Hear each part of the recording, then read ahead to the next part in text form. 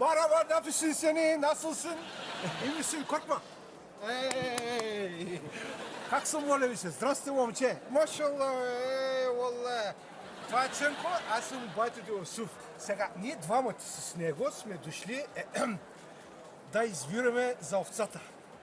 Овца? Овца, да, за моята овца черната, бе. Имате черна овца? От 15 години такова, как... 15 години такова те овца? Не бе, Анна, как ще говориш така глупост? Аз такова нещо, това пречи на пиенето. Спрял съм изобщо да такова бе. 15 години стана, откакто съм вземал овцата къщи да живее. Преди 15 години сте купили овцата? Ценко, моля ти се, обясни му, но не мога да говоря добре български. Обясни ме. Не, господине. От преди 15 години бай Юсуф е взел жена си за овца. Взел е жена си за съпруга. Точно. Имате годишнина от сватбата и сте дошли да изберете подарък за жена си. Анджек ме, момче! И какво ви харесва на съпругата ви? На кой, Ценко? На овцата. На овцата. Какво харесва? Момайката, какво харесва? Харесва да не пие и да не бие. Обаче, ти си вече изобщо няма да си размине. Знаеш ли, моето момче, защо? Защото имаме 15 години от годишни дете. Бати Йосиф, като вкара 18-та и Чита един път, Тогава за годишнината може да изберем на съпругата ви. За кой, Ценко? За овцата. За овца, да. Да, може да изберем един чудесен парфюм. Вие какви аромати предпочитате? Ценко, какво пита пътъкто? Не мога да разбирам. Казва на какво обичаш да ти мирише.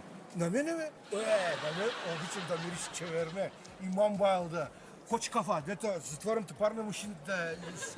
Тенджерата под налягане вътре. Ето, така ти погледаш в окото. Ние такива екзотични аромати нямаме. Обичайно парфюмите с по-различни ухания. Вие какви продавате обичайно? Обичайно хората за годишнини купуват френски парфюми, като ето този. Колко струва това? 200 лева. Аламкова, ти лъпкачен ли си, бе? 200 лева, ти луто ли, бе? Цялата глава откачен става, бе? Как 200 лева ще давам? Не стрихни като рогата си, бе? Как 200 лева? Ти знаеш какво говориш, бе? 200 лева, това са много пари, бе! Добре. Давай друго нещо ми давай. Добре, кажете ми, какво и подарихте за последната годишна? За последната годишна, 93-та година,